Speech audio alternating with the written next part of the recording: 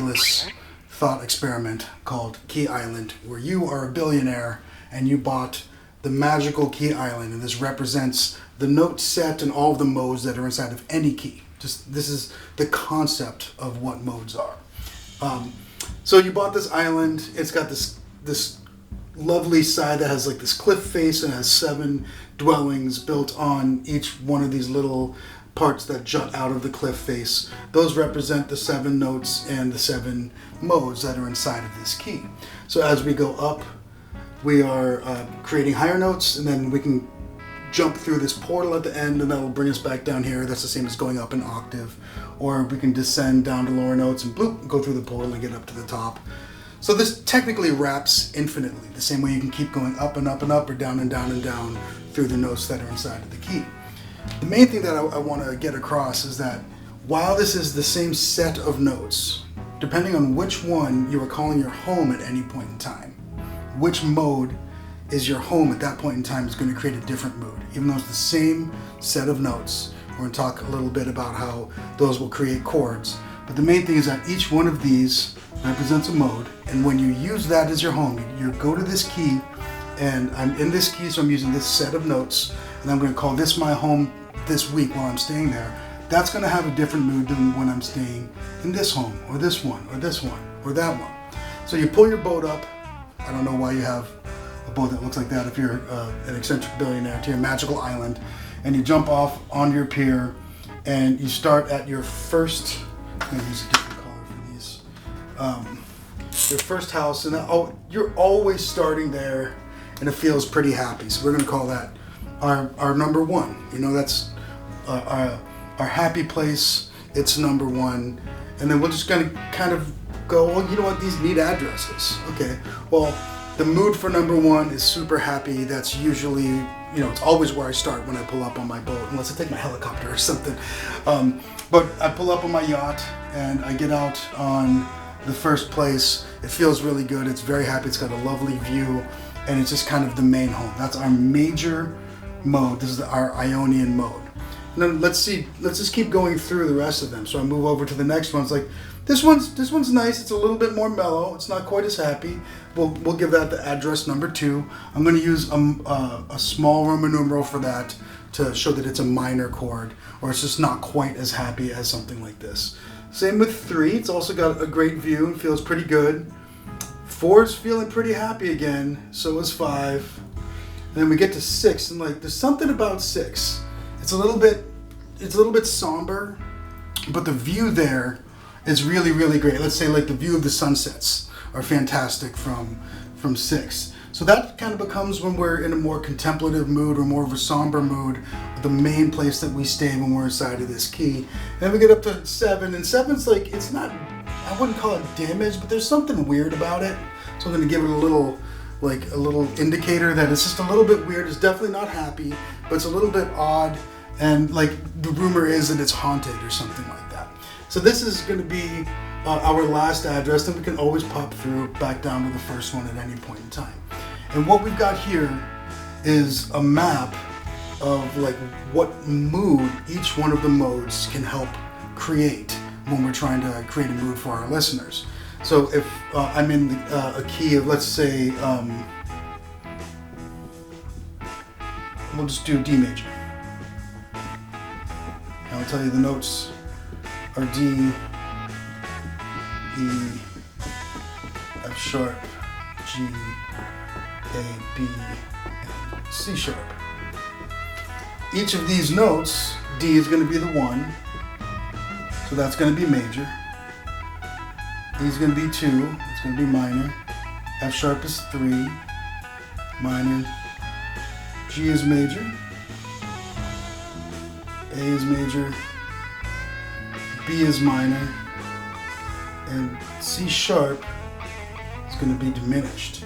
And when I'm looking at these, I can go, okay, I'm in this key of D major. These are the notes.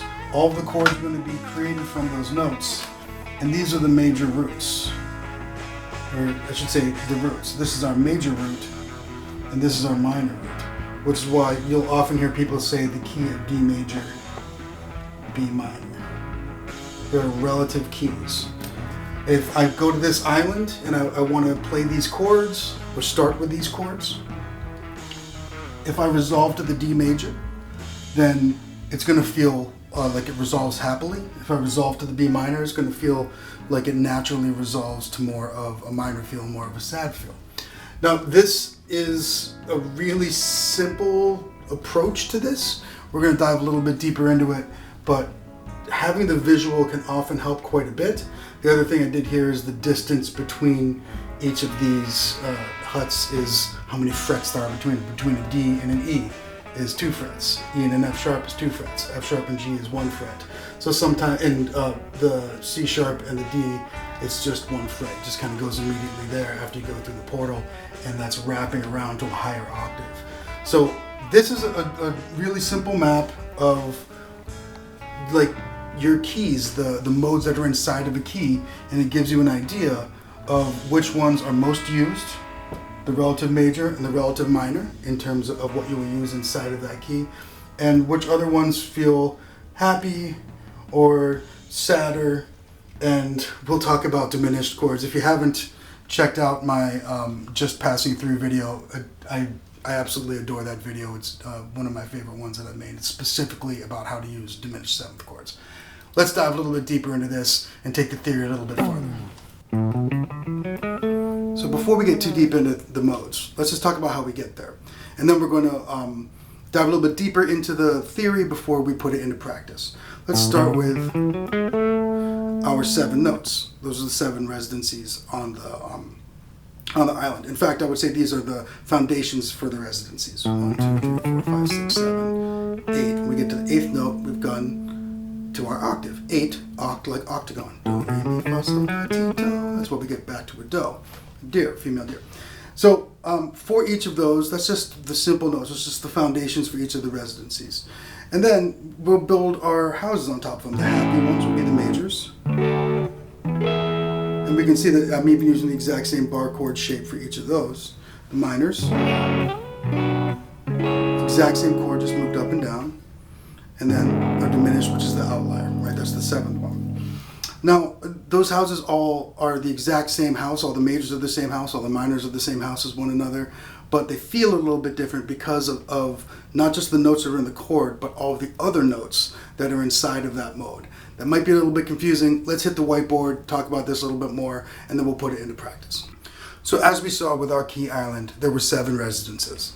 Those come from the 7 notes that are inside of any key. Each one of those notes can be the root for a chord that could be major or minor or diminished, as we just heard.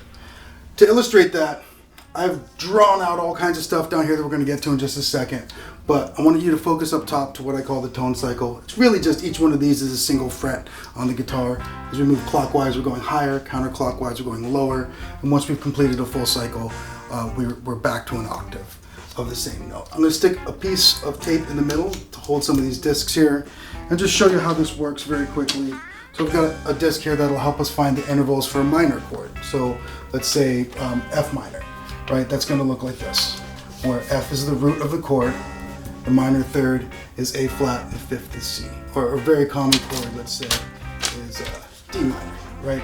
So our root will be D, our minor third will be F, and A will be our 5th.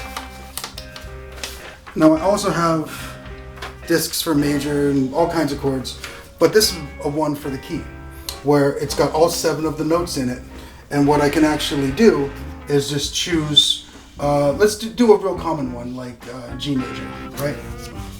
So G is our 1, we've got our 7 notes. G is our 1, 2, 3, 4, 5, 6, and 7. So G, A, B, C, D, E, and F sharp.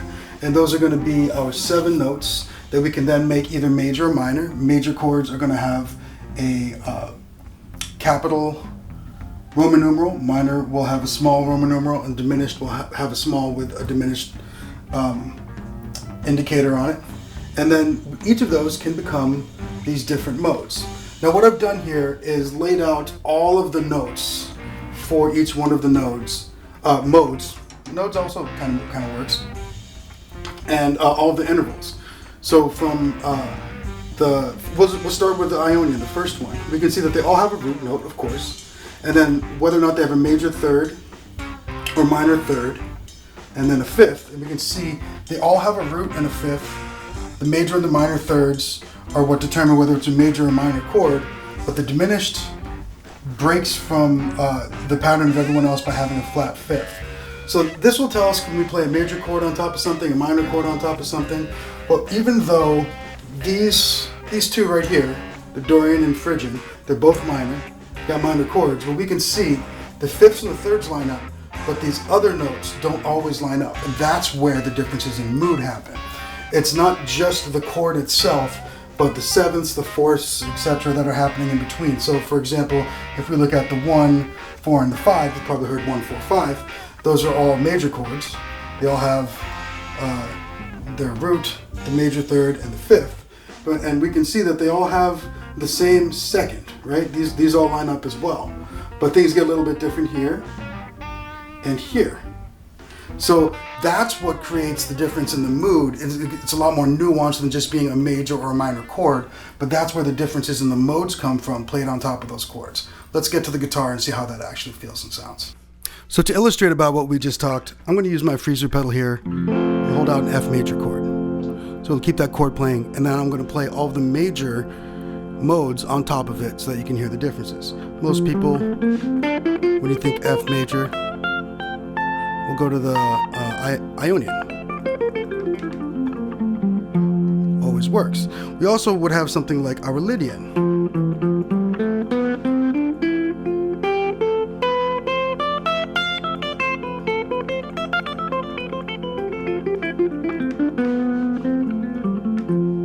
That sharp fourth gives it a very Simpsons-y vibe to me, and the Lydian always feels very much like Satriani or something like that. We could also use our Mixolydian on top of this.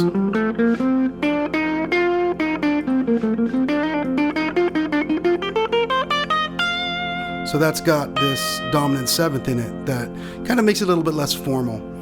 And we can do the same thing with our minor chord. Let's use just C minor. It's a completely different key.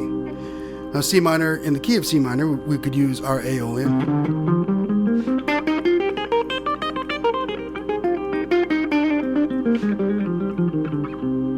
Or we could use our Dorian.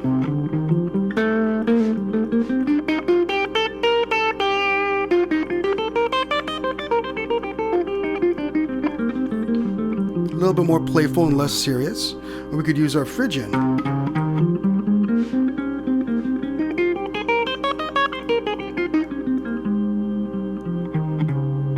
And that flat second makes it sound even more serious, I think.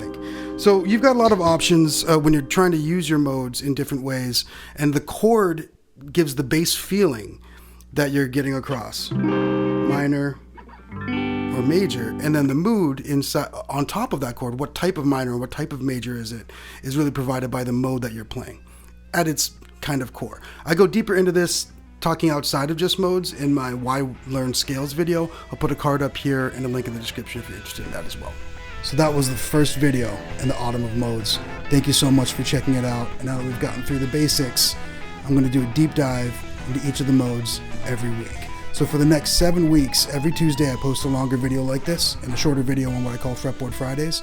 But every Tuesday I'm going to post a deep dive into each of the modes, the basics, how to use them with some jam along stuff. So make sure you like and subscribe and don't miss out on any of that. And then once I'm through the basics of those, we're going to dive a little bit deeper and we're going to look at doing some modal interchange and borrowed chords like you saw me do in the intro jam, and how you can use that in your songwriting and in your lead playing. It's going to be awesome. I hope you hang out for all of it. There's also a link in the description to join my email list, which will get you immediate access to the Guitar Chords Survival Kit. The first edition of that just came out and I'm super pumped about it. I think it's going to be helpful for a lot of people, and I hope you dig it, and I'll see you around. Cheers.